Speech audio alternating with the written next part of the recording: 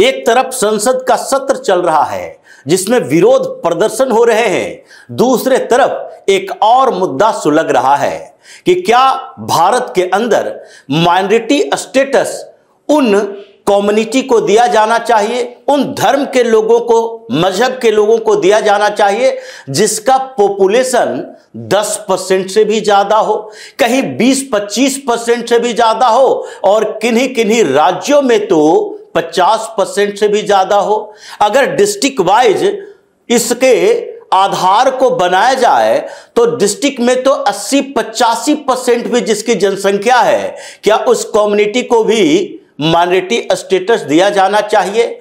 यह संसद सत्र के दौरान हंगामा विपक्ष कर रहा है और कुछ मौलाना सांसद चीख चिल्ला कर कह रहे हैं कि देखो भाई, अल्पसंख्यकों के साथ अन्याय हो रहा है। इनका अल्पसंख्यक का परिभाषा क्या है?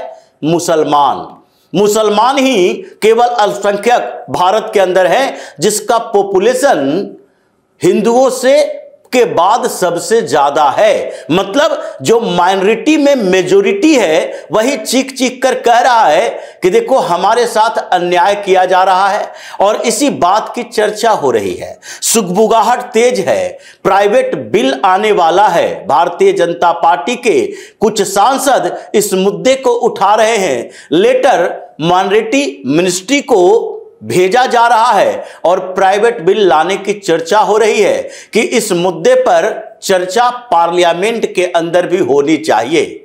चर्चा प्राइवेट बिल लाने के बाद होगी, समय निर्धारित करना पड़ेगा। लेकिन सुगबुगाहट तो तेज है, परिभाषा बदलने की बात की जा रही है। आयोग की रिपोर्ट है और सेंसस तैयार होने वाला है, क्योंकि राहुल गांधी ने ही सवाल पूछा अमित शाह से कि कब से सेंसस शुरू होगा, कैसे शुरू होगा, कब तक खत्म होगा, और उसमें ये जो जातीय जनगणना कराए जाने की घोषणा सरकार ने की है वो कब से होगा। अमित शाह ने जवाब दे दिया कि मिड 2026 से ये हाउस के संख्या गिने जाएंगे, मतलब घरों की संख्या की गणना होगी और उसके बाद 2027 के शुरुआत में फरवरी मार्च में जनगणना शुरू होगा, 2027 तक कंप्लीट हो जाएगा। लेकिन इस बीच चर्चा इस बात की है कि 2011 के जनगणना के अनुसार कुछ कम्युनिटी की संख्या इतनी बढ़ गई